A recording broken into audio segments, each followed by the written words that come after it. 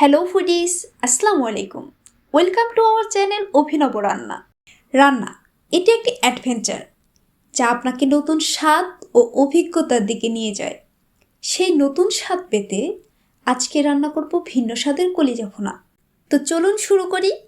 রান্নার জন্য এখানে আমি 400 গ্রাম গরুর কলিজা কেটে নিয়েছি, 2টি আলু কেটে নিয়েছি, পরিমাণ মতো আদা, রসুন, মরিচ ও পেঁয়াজ একসাথে পেস্ট করে নিয়েছি।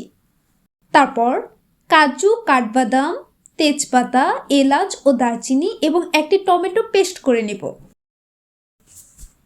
এবারে রান্নায় চলে যাব। প্রথমে একটি ফ্রাই প্যানে তেল দিয়ে দিব। তারপর এতে পেঁয়াজ, মরিচ ও আদা রসুনের পেস্ট দিয়ে দিব। অতঃপর এতে হাফ চা চামচ হলুদ গুঁড়ো, হাফ চা চামচ মরিচ গুঁড়ো এবং হাফ চা চামচ ধনিয়া গুঁড়ো দিয়ে ভালোভাবে মিশিয়ে নিব। এরপর এতে স্বাদ মতো লবণ দিয়ে সবগুলো উপকরণ ভালোভাবে মিশিয়ে সামান্য পরিমাণ পানি দিয়ে একটি ঢাকনার সাহায্যে ঢেকে কষিয়ে নিব। কষানো হয়ে এলে এতে বাদাম ও টমেটোর পেস্ট দিয়ে দিব। ভালোভাবে নেড়েচেড়ে ঢাকনা দিয়ে ঢেকে আর একটু কষিয়ে নিব। কষানো হয়ে এলে এতে কেটে রাখা কলিজা দিয়ে দিব।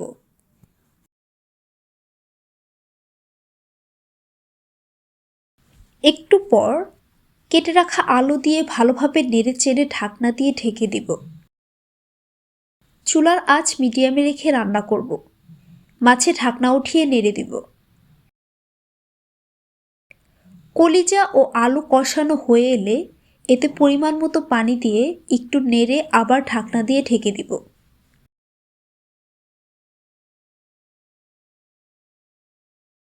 বলক ওঠা পর্যন্ত অপেক্ষা করব।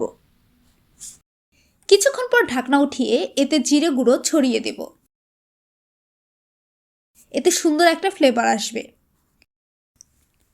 এবারে নেড়ে চেড়ে ঢাকনা দিয়ে ঢেকে তরকারির ঝোল গাঢ় হওয়া পর্যন্ত অপেক্ষা করব। তরকারিটা এরকম হয়ে এলে চুলো থেকে নামিয়ে নিব।